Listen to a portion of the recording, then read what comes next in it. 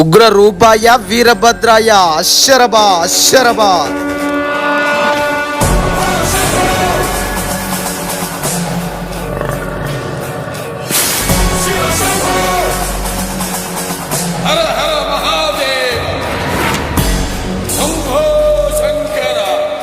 కోరిన కోరికలు తీర్చేటి కొత్తకొండ వీరభద్ర స్వామి ఆలయం.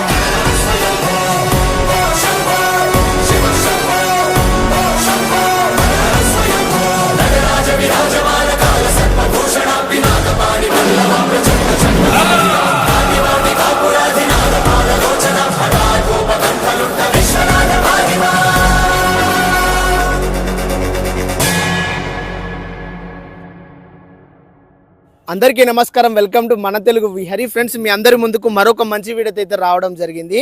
ఈ వీడియోలో మీ అందరికీ అత్యంత శక్తివంతమైనటువంటి ఆలయంగా చరిత్రలో నిలిచిపోయినటువంటి కొత్తకొండ వీరభద్ర స్వామి ఆలయాన్ని అయితే చూపించబోతున్నాను. అది వచ్చేసి తెలంగాణ రాష్ట్రం హన్మకొండ జిల్లాలో ఉన్నటువంటి కొత్తకొండ అనే గ్రామంలో అయితే ఉంటుంది. ప్రజెంట్ నేను వచ్చేసి హన్మకొండ జిల్లాలో ఉండడం జరిగింది. ఆ కొత్తకొండ గ్రామం దగ్గరలోనే ఉన్నాను. ఫ్రెండ్స్, మనందరికీ తెలుసు వీరభద్ర స్వామి అనేసరికి సాక్షాత్తు శివస్వరూపము, అంటే స్వామివారి యొక్క జటాజూటం నుండి బయటికి వచ్చినటువంటి ఒక శక్తి స్వరూపము, అతి భయంకరంగా ఉండేటువంటి ఒక శక్తి స్వరూపము.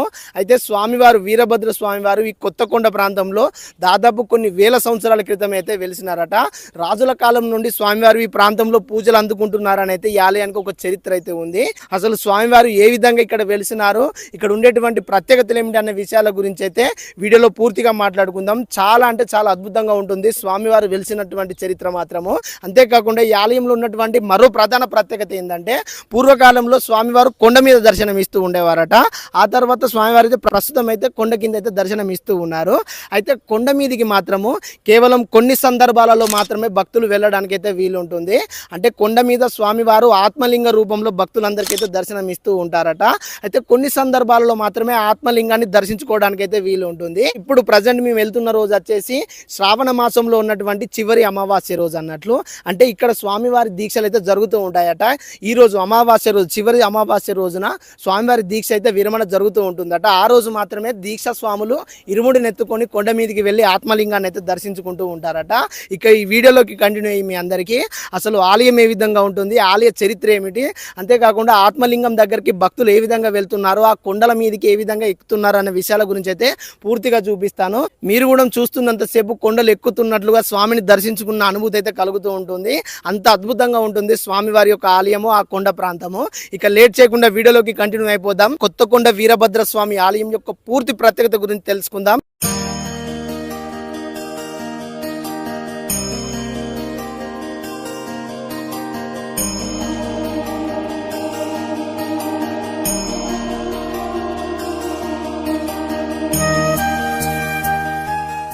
ఫ్రెండ్స్, ఇక్కడైతే చూడొచ్చు మీరు హన్మకొండ జిల్లాలో ఉన్నటువంటి కొత్తకొండ వీరభద్ర స్వామి ఆలయం దగ్గరికి అయితే చేరుకోవడం జరిగింది. ఆలయం దగ్గర రాగానే ఈ విధంగా మనకైతే కనిపిస్తూ ఉంటుంది, రాజగోపురం అయితే కనిపిస్తూ ఉంటుంది. ఆ రాజగోపురానికి ఎదురుగానే ఒక అతిపెద్ద నందీశ్వరుడు అయితే కనిపిస్తూ ఉంటాడు. ఇక మనం కూడా ఆ రాజగోపురం గుండా లోపలికి వెళ్ళి అసలు ఆలయం ఏ విధంగా ఉంటుంది, ఆలయం వెనుకున్నటువంటి చరిత్ర ఏమిటి, లోపల వీరభద్ర స్వామి ఏ విధంగా దర్శనమిస్తాడో అన్న విషయాల గురించి అయితే తెలుసుకుందాము.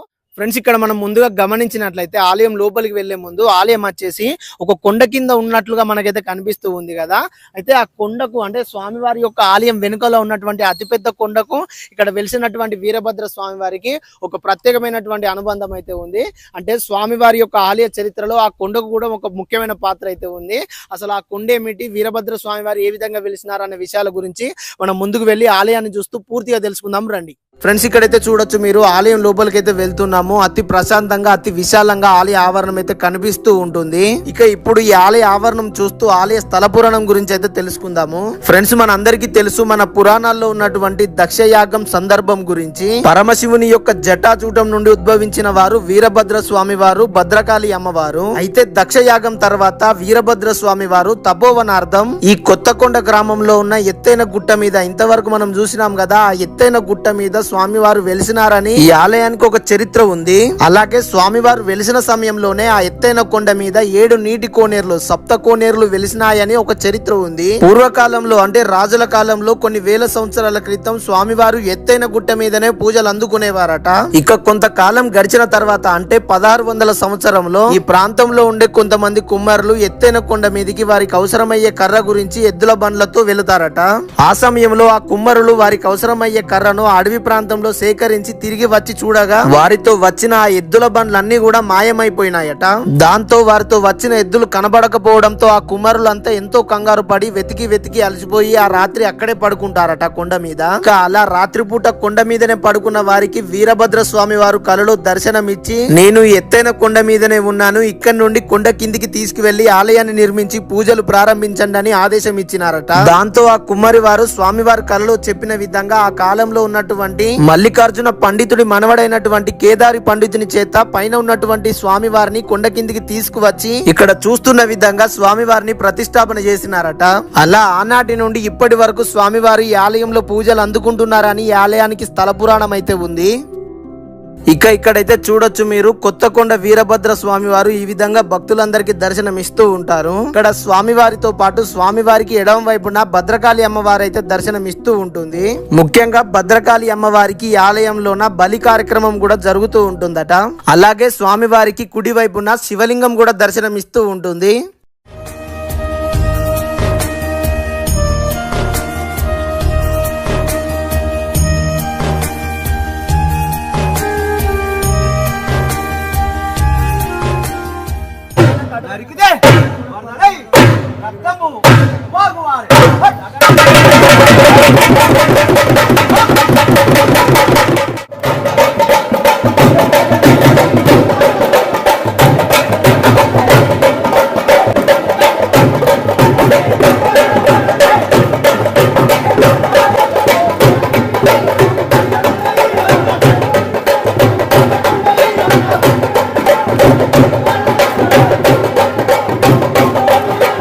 ఫ్రెండ్స్, ఇప్పటి వరకు అయితే ఆలయ స్థల పురాణం గురించి అయితే తెలుసుకున్నాం కదా. ఇక ఈ ఆలయం యొక్క ప్రత్యేకతల గురించి మాట్లాడుకున్నట్లయితే ఇక్కడ భక్తులు తమ కోరికలు నెరవేరడానికి వీరభద్ర స్వామి వారికి గుమ్మడికాయ అలాగే కోరమీసాలు సమర్పిస్తూ ఉంటారట. అలాగే స్వామి వారికి కోడెలను మొక్కుగా కడుతూ ఉంటారట. అంతేకాకుండా ప్రతి సంవత్సరం జనవరి నెలలో ఈ ఆలయంలో పెద్ద ఎత్తున జాతర జరుగుతుందట. ఆ సమయంలో స్వామి వారిని దర్శించుకోవడానికి కొన్ని లక్షలాది మంది భక్తులు ఈ కొత్తకొండ ఆలయానికి అయితే వస్తూ ఉంటారట. ఇక వీటితో పాటు ప్రతి సంవత్సరం ఈ ఆలయంలోన వీరభద్ర స్వామి వారి యొక్క నక్షత్ర దీక్షను శ్రావణ మాసంలోన 27 రోజుల పాటు భక్తులు చేస్తూ ఉంటారు. ఇప్పుడు మేము శ్రావణ మాసంలో ఉన్న చివరి అమావాస్య అంటే ఈ దీక్ష విరమణ రోజు అయితే రావడం జరిగింది. ఇక్కడ చూడొచ్చు మీరు, నక్షత్ర దీక్షను పూర్తి చేసిన తర్వాత స్వాములంతా ఇరుమునెత్తుకొని మాలా విరమణ చేస్తూ ఉన్నారు. అయితే ఈ కొత్తకొండ వీరభద్ర స్వామి వారి యొక్క నక్షత్ర దీక్షను తెలంగాణ రాష్ట్ర మంత్రి పొన్నం ప్రభాకర్ గారు కూడా చేసినారట. పొన్నం ప్రభాకర్ గారు తాను అసెంబ్లీ ఎన్నికల్లో విజయం సాధించినట్లయితే ఈ నక్షత్ర దీక్షను చేస్తానని గతంలో మొక్కుకున్నారట. అందుకు గాను స్వామి అనుగ్రహంతో అసెంబ్లీ ఎన్నికల్లో విజయం సాధించినారని, అందుకే ఈ నక్షత్ర దీక్షను పొన్నం ప్రభాకర్ గారు చేస్తున్నారని ఇక్కడ ఉన్న వారంతా చెబుతూ ఉన్నారు. ఇదే మొదటిసారిగా పొన్నం ప్రభాకర్ గారు స్వామివారి దీక్షను చేసి ఇరుముడు ఎత్తుకొని వచ్చినారట. ఈ విధంగా ఈ కొత్తకొండ వీరభద్ర స్వామి ఆలయంలో నక్షత్ర దీక్ష అనేది ఒక ప్రత్యేకత అని చెబుతూ ఉంటారు. ఫ్రెండ్స్, ఇప్పటి వరకు అయితే ఆలయంలో ఉన్నటువంటి ప్రత్యేకతలు అలాగే ఆలయ స్థల పురాణం గురించి అయితే మాట్లాడుకున్నాం కదా. ఇక ఇప్పుడు ఆలయంలో ఉన్నటువంటి మరో ప్రధాన ప్రత్యేకత వచ్చేసి వీరభద్ర స్వామి వారు మొదటగా వెలిసినటువంటి కొండ ప్రాంతం మీదికి వెళ్లడము. కొండ మీద వీరభద్ర స్వామి వారు ఆత్మలింగం రూపంలో దర్శనం ఇస్తూ ఉంటారట. అయితే భక్తులంతా కూడా కొండ మీదికి చాలా తక్కువ సమయాల్లో వెళ్తూ ఉంటారట. కేవలం 1-2 సందర్భాల్లో మాత్రమే మీదికి వెళ్ళడానికి వీలుంటుందట. ఈ రోజు స్వామివారి నక్షత్ర దీక్ష విరమణ రోజు కాబట్టి ఇక్కడ ఉన్నటువంటి స్వాములంతా కూడా ఇరుముడు ఎత్తుకొని కొండ మీదికి వెళ్లి కొండ మీద ఉన్న ఆత్మలింగాన్ని దర్శించుకోవడం జరుగుతుంది. ఫ్రెండ్స్, ఇప్పటి వరకు అయితే చూసినారు కదా, ఆలయం లోపల ఆలయం చుట్టూరు ఏ విధంగా ఉందనేది చూసినాం కదా.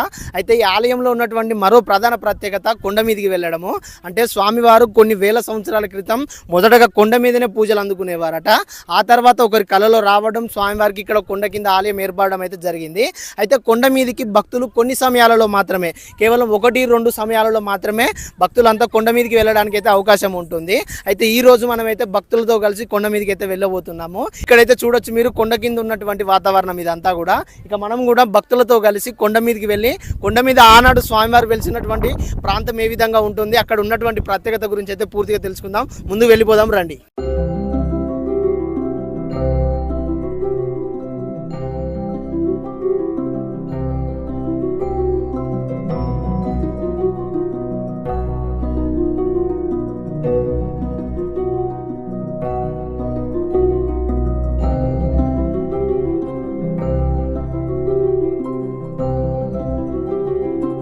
ఫ్రెండ్స్, ఇక్కడైతే చూడొచ్చు మీరు ఇరుముడిని ఎత్తుకొని ఈ విధంగా స్వాములంతా కూడా ఈ దండకారణ్యంలో చుట్టూ అడవి ప్రాంతం ఎక్కడ చూసినా కూడా చెట్లే కనిపిస్తూ ఉంటాయి. ఇలా నడుచుకుంటూ కొండ మీదకి అయితే వెళ్తూ ఉన్నారు. ఫ్రెండ్స్, ఇక్కడైతే చూడొచ్చు మీరు భక్తులంతా ఏ విధంగా కొండ మీదకి వెళ్తున్నారు అనేది.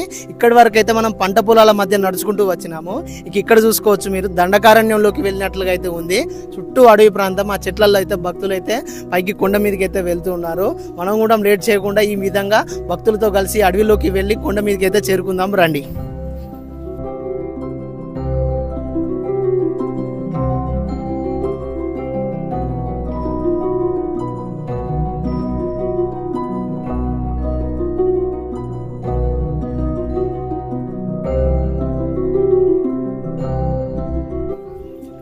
ఫ్రెండ్స్, ఈ విధంగా అయితే వెళ్తున్నారు భక్తులంతా. ఈ కొండ ప్రాంతం ఏ విధంగా చూడొచ్చు మీరు.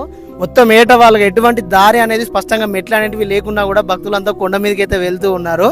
చూడొచ్చు మొత్తం అడవి ప్రాంతము, కష్టమైన కూడా భక్తులంతా చిన్న పెద్ద తేడా లేకుండా భక్తులంతా మీదకైతే వెళ్తూ ఉన్నారు.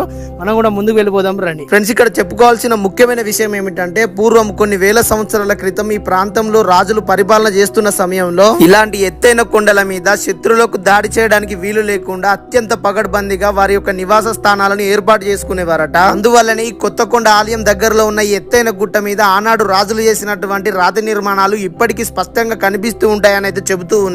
ఇక ఇక్కడైతే చూడొచ్చు మీరు భక్తులంతా ఏ విధంగా కొండను ఎక్కుతున్నారు అనేది. అతి కష్టంగా ఉన్నా కూడా భక్తులంతా ఎంతో భక్తితో మీదికైతే వెళ్తూ ఉన్నారు. ఇక్కడ మనం గమనించినట్లయితే కనుచూపు మేర మొత్తం కూడా అడవే కనిపిస్తూ ఉంది. అంతేకాకుండా ఇక్కడ చూడొచ్చు భక్తులంతా ఎటువంటి మెట్ల సహాయం లేకుండా కూడా ఎక్కుతున్నారు.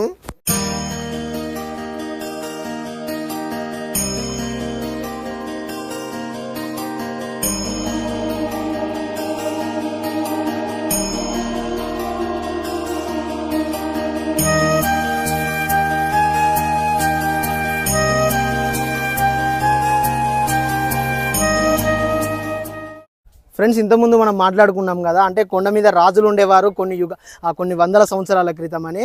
అయితే రాజుల కాలంలో నిర్మించినటువంటి ఆ రాతి కట్టడాలు అయితే స్పష్టంగా కనిపిస్తున్నాయి. రాళ్ళని అయితే అతిపెద్ద రాతి బండలను అయితే ఒక క్రమంలో పేర్చినారంటే ఒక గోడలాగా, ఒక చెక్ పోస్ట్ లాగా అయితే మనకైతే కనిపిస్తుంది. ఇక్కడ చూడొచ్చు మీరు. అంటే పూర్వకాలంలో రాజులు ఉండేవారు, స్వామివారిని పూజించేవారు అనే దానికి ఇక్కడైతే మనకైతే ఒక నిరూపణ అయితే స్పష్టంగా కనిపిస్తూ ఉంది. అతిపెద్ద రాతి బండలను చూడొచ్చు. ఒక క్రమంలో ఒక రాతి గోడ వలె, ఒక ప్రహారీ గోడ వలె అయితే నిర్మించినారు. ఇక్కడ స్పష్టంగా కనిపిస్తూ ఉంది.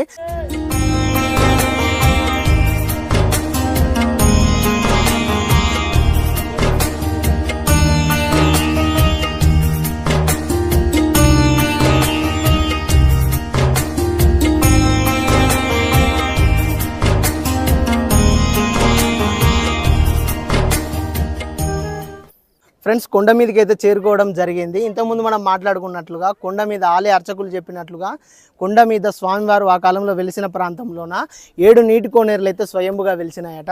ఇక్కడైతే చూడొచ్చు మనం. ఇది ఒక నీటి కోనేరు అని అయితే నేను అనుకుంటూ ఉన్నాను. ఇక్కడ చూడొచ్చు ఇంత ఎత్తైన కొండ మీద, అంటే దాదాపు కొన్ని వందల అడుగుల ఎత్తులో స్వామివారు వెలిసినటువంటి ఈ ప్రాంతంలోన ఈ విధంగా ఈ రాతి బండ మీద నీరు రావడం అనేది ఒక అద్భుతం అని అయితే అనుకోవచ్చు. మీకైతే దగ్గరికి వెళ్ళి చూపిస్తాను రండి.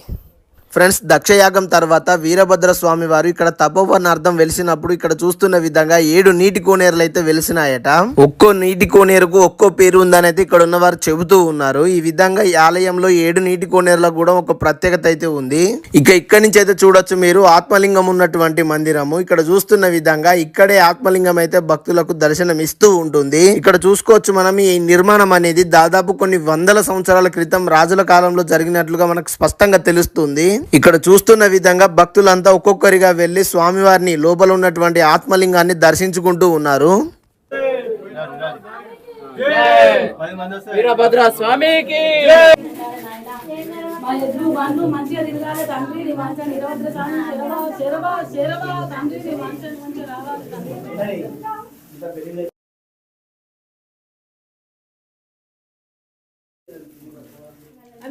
ఫ్రెండ్స్ ఇక్కడైతే చూడొచ్చు మీరు కొండ మీద ఉన్నటువంటి ఆత్మలింగం ఈ విధంగా భక్తులందరికీ దర్శనం ఇస్తూ ఉంటుంది. ఇంత ఎత్తు మీదికి ఎంతో ఓపికతో వచ్చి భక్తులంతా ఇక్కడ ఉన్నటువంటి స్వామి వారికి అభిషేకాలు అయితే చేస్తూ ఉన్నారు. ఇక్కడ గమనించవచ్చు మీరు. ఫ్రెండ్స్ ఈ విధంగా కొత్తకొండ వీరభద్ర స్వామి ఆలయంలో ఎన్నో ప్రత్యేకతలు అయితే ఉన్నాయి. అత్యంత శక్తివంతమైన ఆలయం అనేది చరిత్రలో నిలిచిపోయింది.